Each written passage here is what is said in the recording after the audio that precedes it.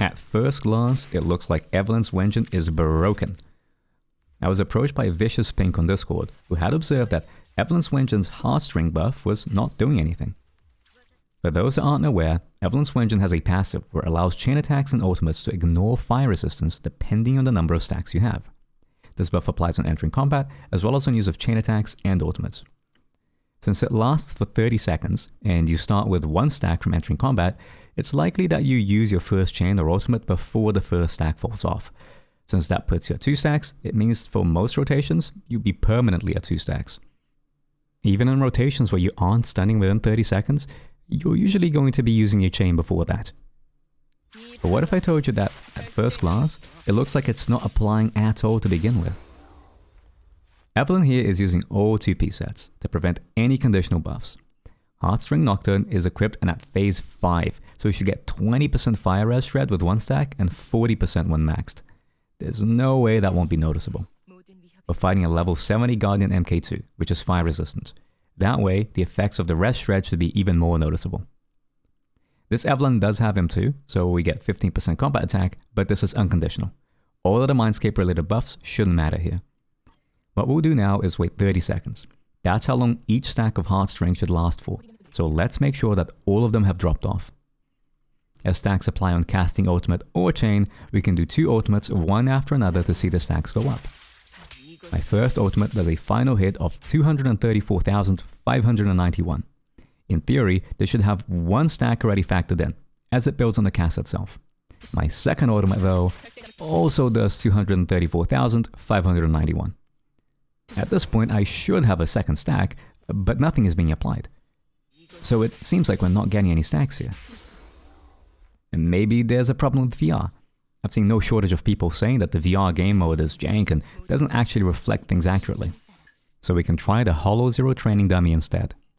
Let's have all expertise buffs disabled and pick a static strategy, like defense. We can use a buff that impacts only anomaly and nothing else. When picking a gear, we can take the Rhythmic Energy Saver, which does nothing other than reduce the decibels needed for ultimate at level 1. And we'll skip on a special gear so that it doesn't impact all testing.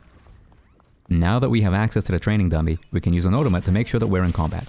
And to confirm, same setup as before. Only 2P sets and Heartstring Nocturne equipped. Actually, let's build up some gauging points. Just for good measure, we'll proc the burn anomaly as well to make sure that there isn't any other hidden variables that may impact all numbers. And now we wait. 30 seconds, just like before. This time though, we use chain attacks instead of ultimates. And on our first, we get 297,265. Then on our second, we also get 297,265. So it really does seem like it's doing nothing. But there's a few more tests we can do. Heartstring Nocturne isn't an Evelyn W-Engine, it's a fire attacker W-Engine. To make doubly sure that it isn't working, we can do 2 more tests. First, try it on a different character, like S11. And second, to see if the issue is that the buffs aren't building up, or if it's that the buffs are not actually dropping off after 30 seconds. Instead of using Heartstring Nocturne, we can use Harumasa's signature. Let's have a drive disk equipped to help balance out stats between tests.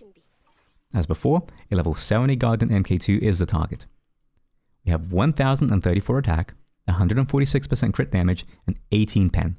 No damage percent ups of any kind or core passives. The finishing hits of Soldier 11's ultimate do 337 damage non-crit. If we ultimate again, we get the same values, 337 non-crit. So how about with Heartstring Nocturne? Same level, same enemy, and very similar stats. We have 1034 attack, same as before, and a total of 149.2% crit damage. Just under 4% more than the first test, but we also only have 9 pen instead of 18. It's not perfect, but it's very close. We'll wait the full 30 seconds this time. When we ultimate though, our damage is 500, a lot higher than the 337 from the first test. Ultimate twice and we get 500 again. No more damage than the first ultimate. Still, even without it changing between ultimates, this is almost a 50% damage increase, which lines up with our 40% res shred on a fire resistant enemy. So it is working, just that it seems to be permanently active.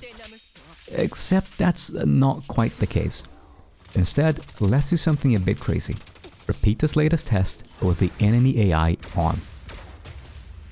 exactly the same setup as before, but we'll let the enemy attack us for 30 seconds.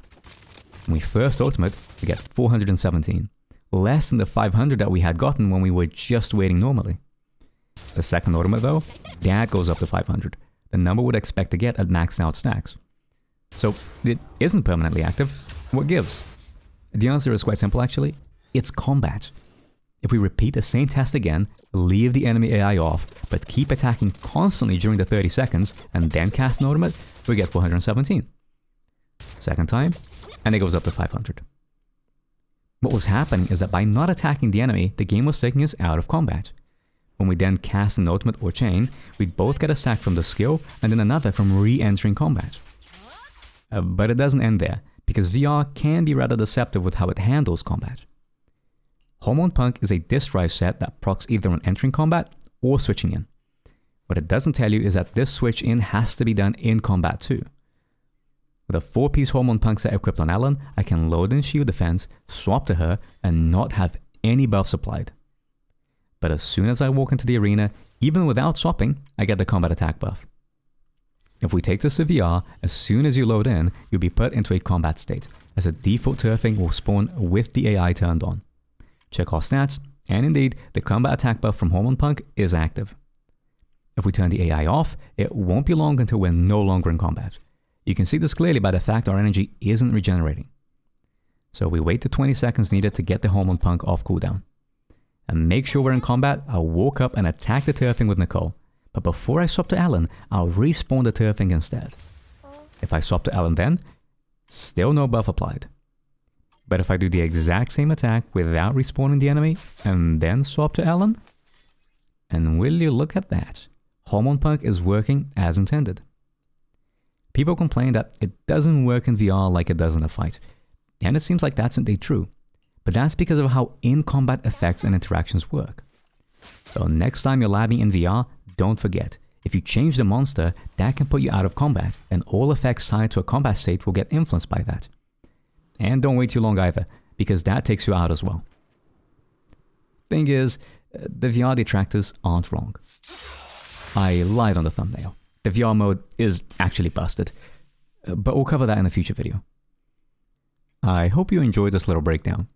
Maybe it will have shed a bit of light on the intricacies of labbing characters, W-Engines, and drive disk sets beyond the spreadsheet.